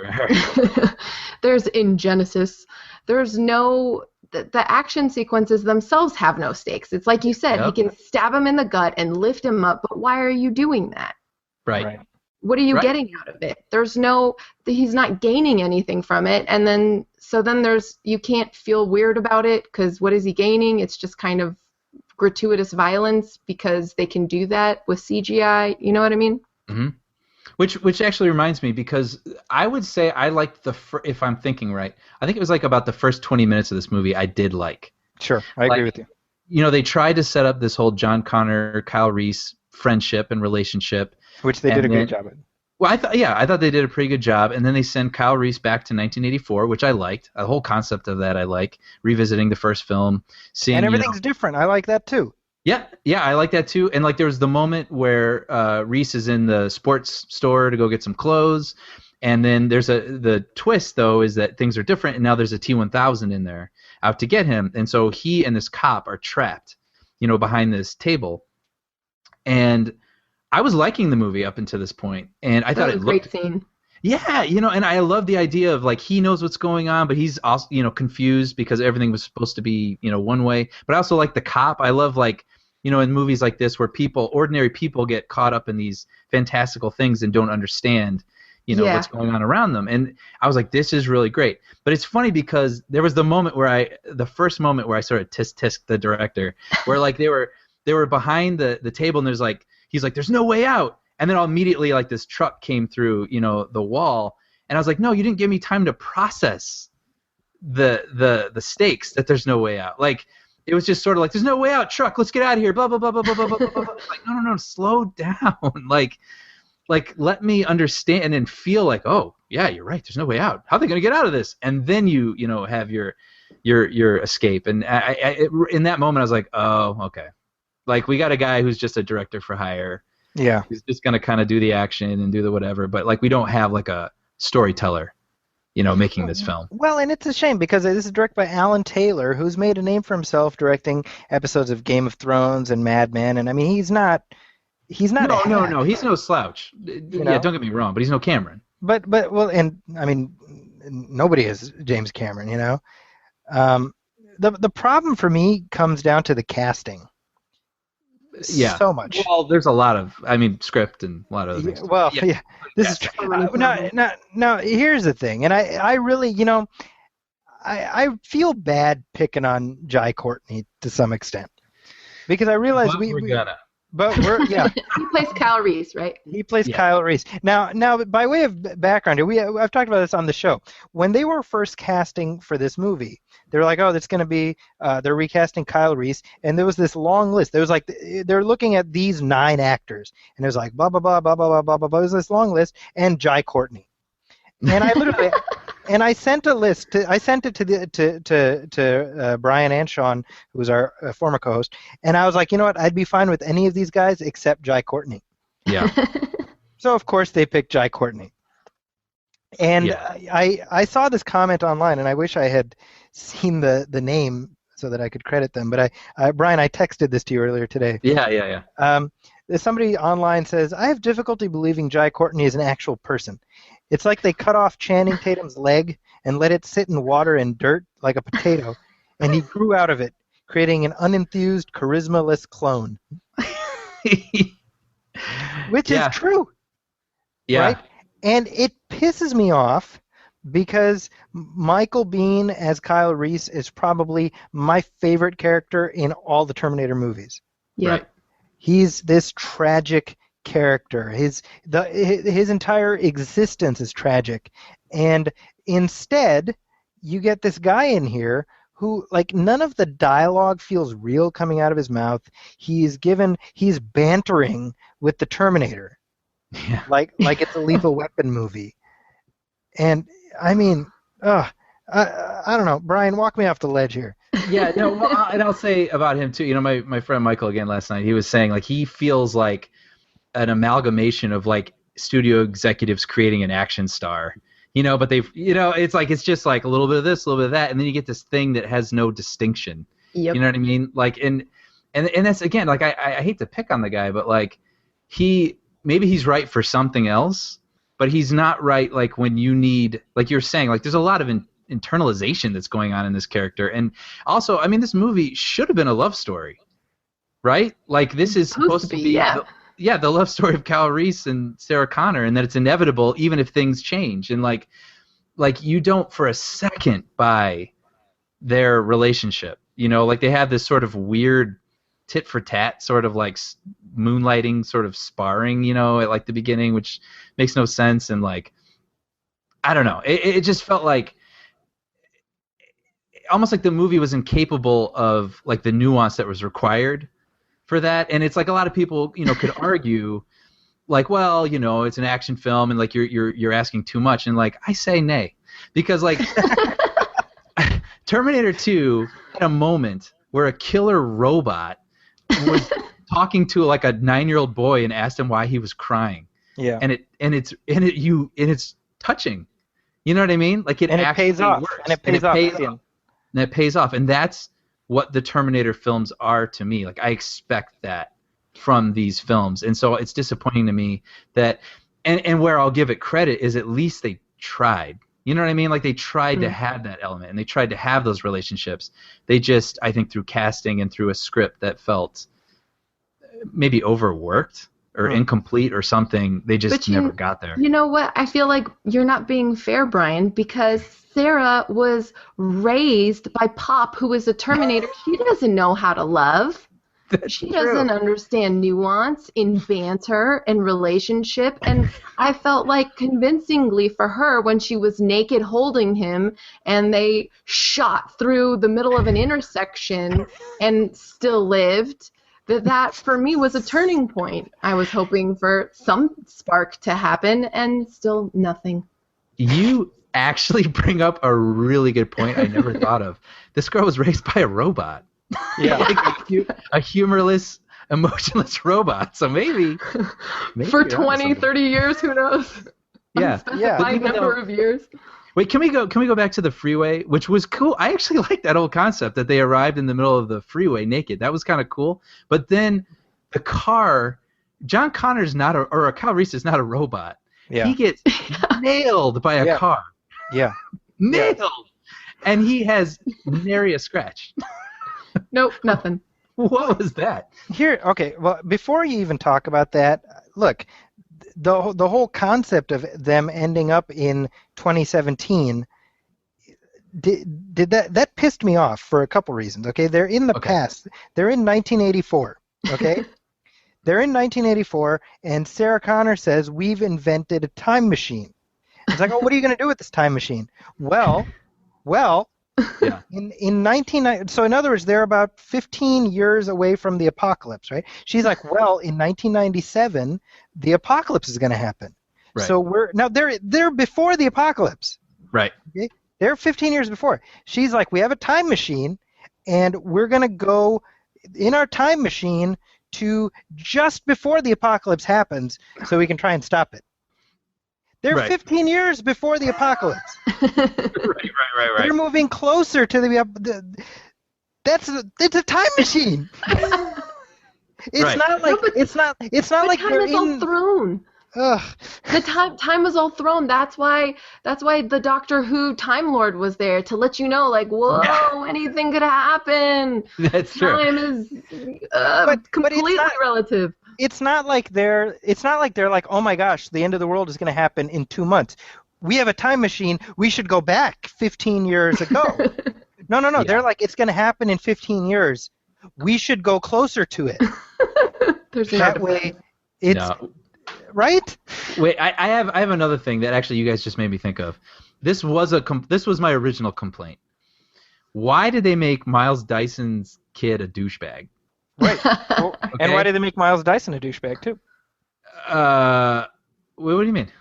Well, he's like a corporate tool. Right? Oh, was that Miles Dyson? Yeah, Courtney B. Vance was Miles Dyson. I did not even put that together because that was, I don't know if I was distracted or something. I missed that because I was gonna say, why would? Okay, I was gonna be like, why would his kid even like do that if after the events of Terminator 2? But then I just realized right now that those events had been over. The best thing to ever happen to this story is now been erased, so that's great. Well, I didn't like. Regardless, I still didn't like. Okay, and that was my favorite line in the whole movie. Was I'm gonna have to paraphrase it, but basically, John Connor, who is now evil, has like usurped the code of Genisys, which is basically Skynet. It's an app. It's an app that's so awesome that everyone on Earth has downloaded it. Is there an app like that in existence? That everyone on Earth is. Yeah, complete monopoly, and we're all fine with that. No. Yeah. And the mascot. That was the mascot is this too, by the way. creepy silhouette kid. Yeah. I want that. Did you see that and be like, I want to download that? Yeah. Anyway, but no, on, okay. sure. So John has written this like malicious code that he's going to put in there and whatever. And then Danny, I think his name is Danny Dyson. Danny Dyson, yeah. Yeah, he says something about like, yeah, of course we use that crazy code you gave us. I don't get it, but I know I love it. Do you remember that? I was like, what? Well, look, I mean, we should probably talk about John Connor being evil, right? Yeah. Sorry. I'm like, would Steve Jobs put in some code he doesn't understand into like an iPod? Yeah. But I love it. Okay. But I love it. Okay, anyway, sorry. See, it tells you something about just the shitstorm of bad ideas this movie is, that the central bad idea of making the hero of the franchise a villain is like this far down the list of topics of conversation. Yeah. I know. Okay, well, let's talk about it. Go ahead. Someone. Somebody start. I don't want to dominate the conversation. I wanted to go back to like that scene with the cop, in that very first moment with how Reese and the cop, because I feel like all the potential for the film is there in that moment. Because 100% agree with you. Yeah, what they started with, what they like had the beginnings of that I got so excited about was that the cop was like, so what is that, an alien or something? Yep. And is immediately on board. And I was like, that is exactly it. That is exactly the difference between the 80s and now. If you did this then, people would have no idea what you're doing. But now, we're all podcasting to each other from different cities and it's completely normal. I would see like this thing and I would say, what kind of app does that? right. Oh, yeah, we're doomed, aren't we? So then there's all this potential for this evil villain to be truly, truly evil, and we don't see any of it. It's just stipulated, and then similar to the car smashing into that scene, they just move on. Yeah, and then let's go back to J.K. Simmons' character. Who is that cop? Yeah, who's that cop years later. And when we realized that, I was like, now, yes, I want to see this movie. Like, I want him paired up with our heroes. Yeah. And he's in the movie for, I mean, probably literally 4 minutes. And I thought, I was like, I'm almost positive this is what happened. He was in the first draft. He was like a main character in the first draft. And they rewrote and rewrote and rewrote. And the only reason they kept him is because they needed him for the helicopter. Right? Okay. So they had to have him. How do helicopters do that? Are we going to get to that at all? The sideways? I didn't know there was a sideways helicopter invented. Like, and this is what I'm saying. We live in an era where I'm like, there is? Oh, okay. Sorry. Yeah. I'll just buy into that then. Well, and let's go back. I mean, I guess now I sound like get off my lawn guy, but like when you in Terminator 2, I'm just gonna keep saying this. Like you have the freeway chase, which is like started for organic reasons, where they're in the SWAT van leaving after they blew up Cyberdyne, and then you got the T-1000 who's commandeered a helicopter, which having the helicopter there makes complete sense to the story, and then you have that sequence that's still amazing to this day, where the helicopter flies under a freeway, and then crashes into it like a practical real thing they actually shot, a helicopter smashing into the back of a SWAT van, and it still looks like dangerous and exciting and sort of scary. And in this you've got these two CGI helicopters, like you say, they're doing these physics defying sort of flight patterns all over, and it's like I'm obviously you have, when you make sequels you have to top the last one, so I get it, like you got to go bigger. You're not wrong to do it, but you have to work within parameters that are going to make me still buy into what's going on and fear for our heroes. Otherwise you just get, like, this felt like a Universal Studios ride. Yeah. Like it had all the stakes of Universal Studios ride. Well, I mean, a part of that is the effect. It's one of the biggest things you've talked about with the previous ones is the heavy emphasis on practical effects. This was mostly green screen, mostly CGI, and the specifically I'm thinking of one of the big action set pieces is on the Golden Gate Bridge in the bus, and I didn't care about any of it. No. This bus is like flipping over, and Arnold as Pop's Terminator is like flying down the road, and there were gorgeous colors. It actually was. Yeah. There were gorgeous colors. The Golden Gate Bridge popped quite nicely. It did. The school bus in the foreground. I love that. Yeah. But it all looked fake. Yep. Yeah. It looked fakey. And even I don't know. Again, I'll just want to add to that. Like even the fake, like you can even get away with that a little bit as long as you care about what the characters are doing. Yeah.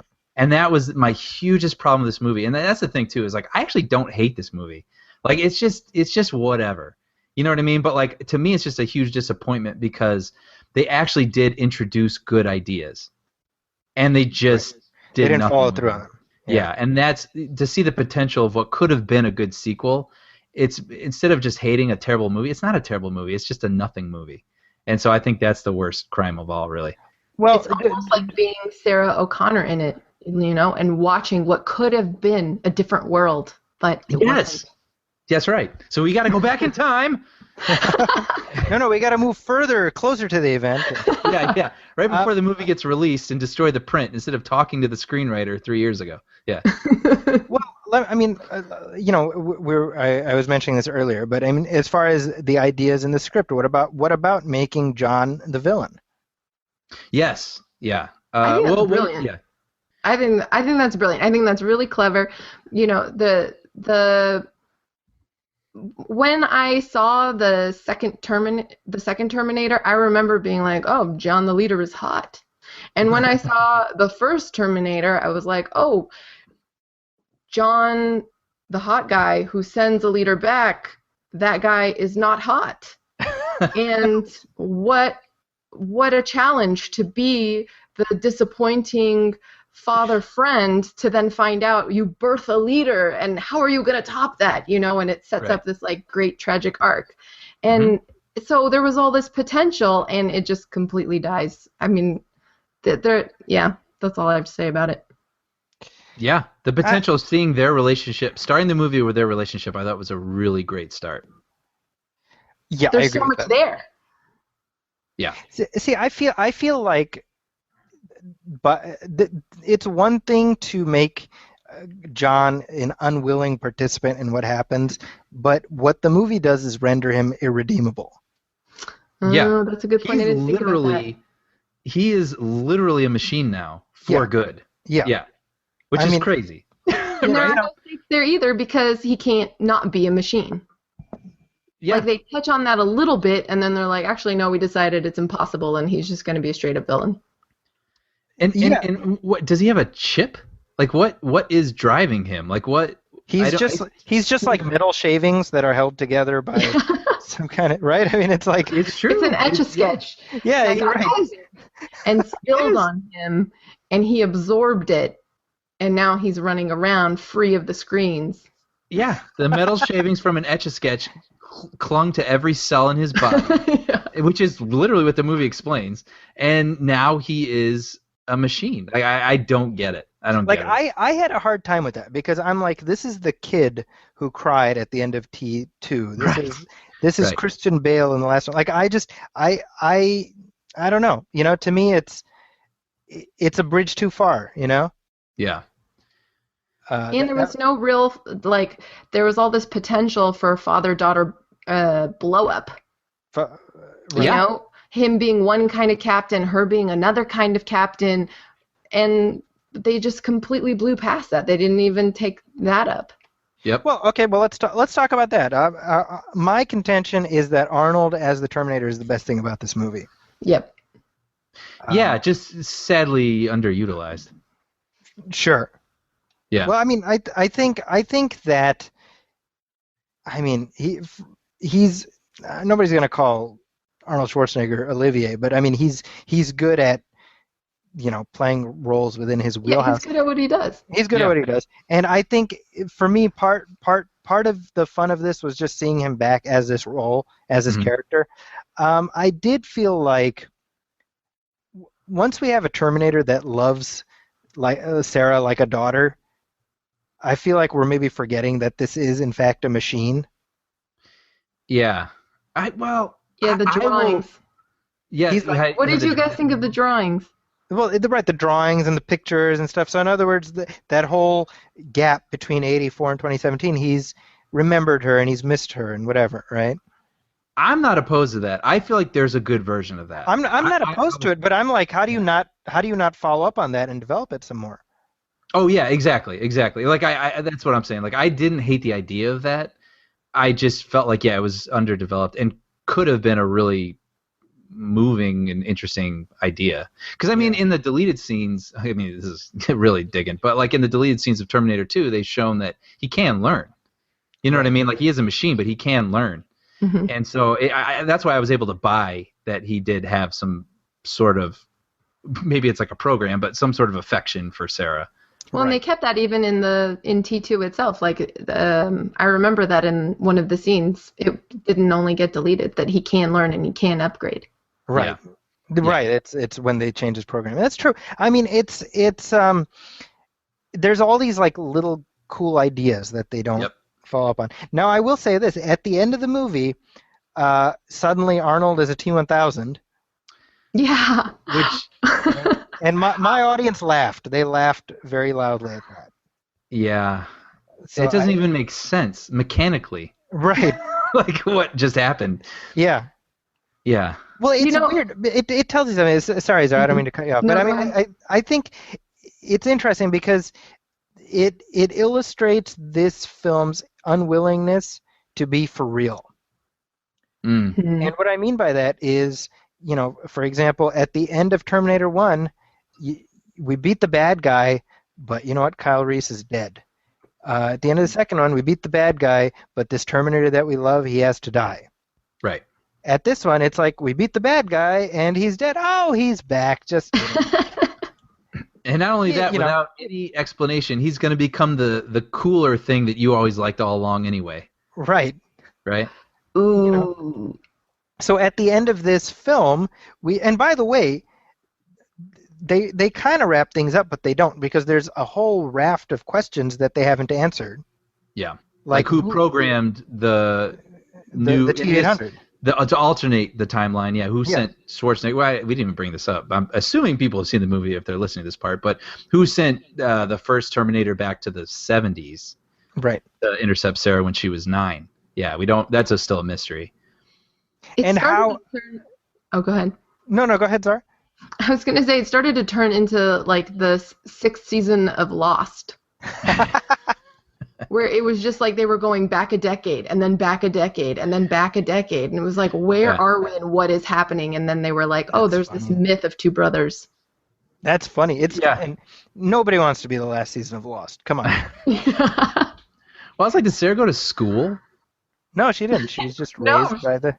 I feel like there's a series here, like, waiting to happen, like adult Terminator raising this little girl. It's like a sitcom on the WB. Yeah. Did Pops make you guys cringe? Ugh, Pops. But you know what? I saw it with a completely different audience than it sounds like Zaki did. Okay. Like, your audience was groaning, and I went to go see the film at like noon. Yeah. So was there an audience? Yeah, and they were like cracking up, and they were like, "Oh yeah, that's right," and like totally into it. Uh-huh. And I was like, "Am I just a jerk?" Were you watching in Oakland? No, I was watching it in Fremont. Oh, okay. Well, that's weird. At noon in Fremont, there are people there. Wow, like, people were really into it. Yeah. I had like kind of a weird experience. We were watching it, and as soon as it ended, my friend Chad, who was with us also, he kind of let out a like, "What was that?" You're like, did they think that was a comedy? Da da da da da. And then we realized, though, we started thinking about it, and everyone behind us was laughing at all the comedic parts, and everybody clapped at the end. There was a big round of applause at the end, and then we saw there's a big clump of people when the credits were all over, and we're like, "Oh no, those are the people that made the movie." Oh, really? Yeah, I was like, oh, because that's what I did when I worked on a film. Oh, we all go to the ArcLight opening night, and we all go see it together, and we're like, let's go. Oh, no. That's funny. Yeah. Wow, okay. So anyway. Well, so there you go. But they worked hard, and it looked great. It looked great. I'll give them that. I think the special effects could have been better. It was like TV movie effects, in my opinion. Yeah, and I would say the quality of writing and storytelling felt like a sci-fi channel movie. There you go. And the quality of the acting was like a Lifetime movie. So really, really the only reason to see this movie, folks, is if you're a fan of Arnold Schwarzenegger and you feel pity for the state of his career right now, and you just want to kick a couple coins into his bucket. He was great. Yeah, he was. I really just don't even know what to say about this movie. Like, if someone said, should I see it? I really don't know what to say. Because, like, it is 2 hours of bang bang, and if, like, you want that, like, you're going to get it. But, like, there's better bang bang. Well, it's funny because my brother-in-law, Omar, 2 days ago was like, hey, I'm going to be seeing Terminator Thursday morning, so meaning tomorrow morning after we record this. He's like, you want to come? And I was like, well, I know I'll have seen it by then. But I was like, even if it's bad, like, how bad can it be? And I was like, yeah, sure, I agreed. And then earlier today he read my review, and he's like, so are you probably a no to seeing it? I'm like, I'm good. I don't think I need to see this again, like, ever. I'm fine, Well, here's the question, though. Are you going to go see Terminator 6? Well, my answer as a film critic is yes. Okay. So I get to couch myself that way. Zahra? I'm going to say yes. I'm the one who's all behind Fuller House. There you go. Yeah. Oh, dude, I'll see it again opening night. Do you think there will be a Terminator 6? Oh, yeah. Well, obviously, it's designed for it. Yeah. No, but I mean, is the audience there? I mean, this got beat by Magic Mike yesterday, guys. That's true. Which I'm not surprised by that, but like I have no clue. I think there probably will be, because I imagine worldwide this movie's going to do just fine. Okay. And enough to warrant another one. I mean, they'd be wise to maybe spend some less money on it, but. Okay, so here's my last question, because I see that we're running short on time. Where would you rank this in the 5 films? Well, Yeah, that's definitely better than 3. I think it was Really? better than 3. Yeah, I Yeah. still like 3 better. I think I like 3 better too, actually. Oh, I I'm gonna have to would, watch it again. yeah. If this is my personal list, I'm not saying this is the The critical definitive list of it. list. But yeah, but I would say for me it's 2, 1, 3, 5, and 4. Wow. See, for me this would be dead last. Really? Yeah. And I just rewatched 4, and that's not a good time at all. So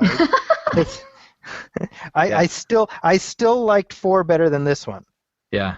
Because 4, for as useless and utterly superfluous it is in the grand scheme of things, it doesn't like actively damage the franchise the way this one does. I just remember really hating Helena Bonham Carter as like a hologram representing the machine. And I was like, I'm not defending that movie at all. It's a piece of shit. It's horrible. However, it's horrible. It's horribleness that you ignore because it ends and the series itself is still where it was. And by the way, this is the one last point I'd like to make. It's worth pointing out here. Terminator was never meant to be a franchise. Yeah, you said that, and I agree saw with that, you. yeah. Terminator was meant to be one movie that told a Right. story, and it did it. It just so happens that James Cameron found an in to be able to tell a friggin' amazing sequel. Right.